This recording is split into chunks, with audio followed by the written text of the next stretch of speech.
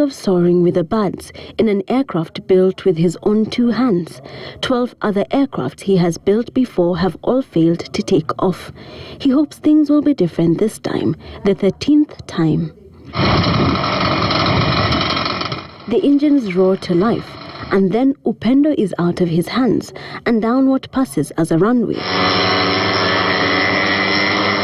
For a few glorious seconds, Upendo is airborne, and then it crashes to the ground. Another dream dashed. 13 is not a lucky number after all.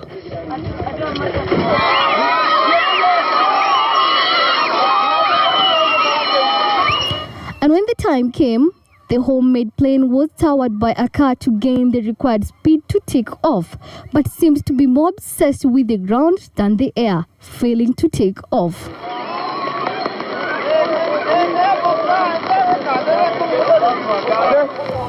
We had our first test flight on 26th of November.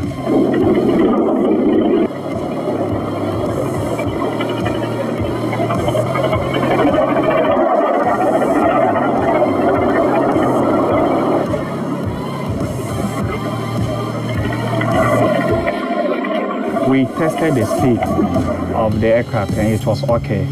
But we had some little hitches with the engine. So we are seeking for funds, sponsorships from the corporate bodies, government, and other institutions who are willing to help come on board so that they help us develop this aircraft. I've been having dreams of flying ever since I was young, but I have not had the support to fly. The 45-year-old used to watch President Hastings Banda's chopper as a child, sparking a lifelong passion for helicopters. After years of planning and watching war movies, he decided to build one of his own. My intention is to show to Malawi that Malawians too can do what the whites do. We had some challenges with the wiring system resulting in short circuits, but slowly everything has been sorted out.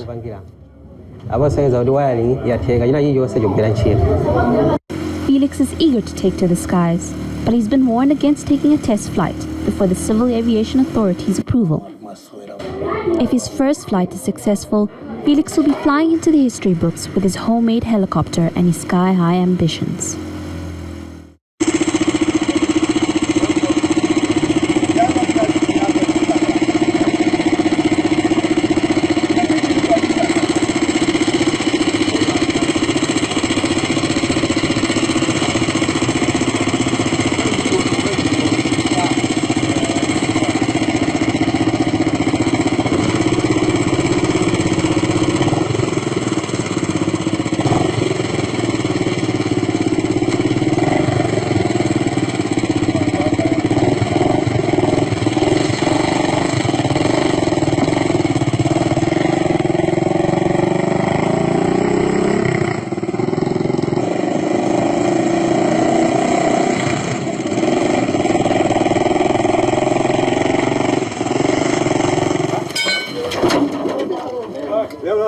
Thursday last week, Gabriel Nderitu was confident his twin-seater aircraft was ready for trials, a step that would either elevate him to a pioneer in aircraft manufacturing in Kenya or leave him trying. But he encountered the first challenge at his backyard. The plane would not fit into the truck he had hired to transport it to Kangundo for the trials. But Gabriel and his team did not anticipate the mishap that followed. The plane collapsed. But that did not mean the end of the road. The mechanics did their part to restore it. And the IT specialist turned pilot, who admits has never seen the inside of a cockpit, did his.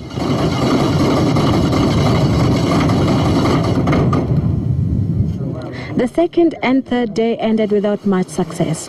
But by Sunday, the team had done everything in their power to get this plane powered by a Toyota NZE engine and a chloride exide battery to make sure it would fly. Even if we are able to make it 3 feet or 4 feet, we believe we will have moved a big step.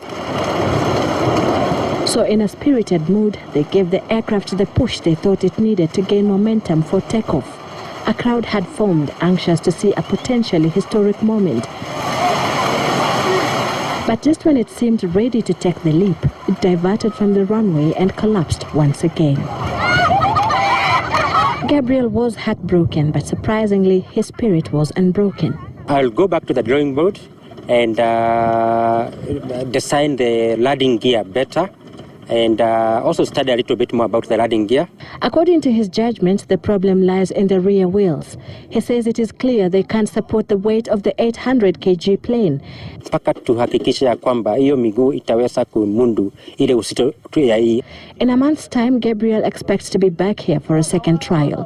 Got quite a bit of reserve willpower, and I think the small hiccups are more so nothing to do with the aerodynamics. They are more so to do with small practicalities like sparking plugs. Nothing to do with the aerodynamics. When you dream big, you have to start somewhere. For Chris and Samba, the founder of the African Space Research Programme, that entails using his back garden to construct Uganda's first jet aircraft, ahead of the planned launch of a satellite into space. Okay, we're supposed to at least have a probe in the lower orbit of the Earth, at least in the next 4 to 5 years. There is still a long way to go. The engine for this prototype is yet to be built. Chris and his team are just putting the finishing touches to a shell.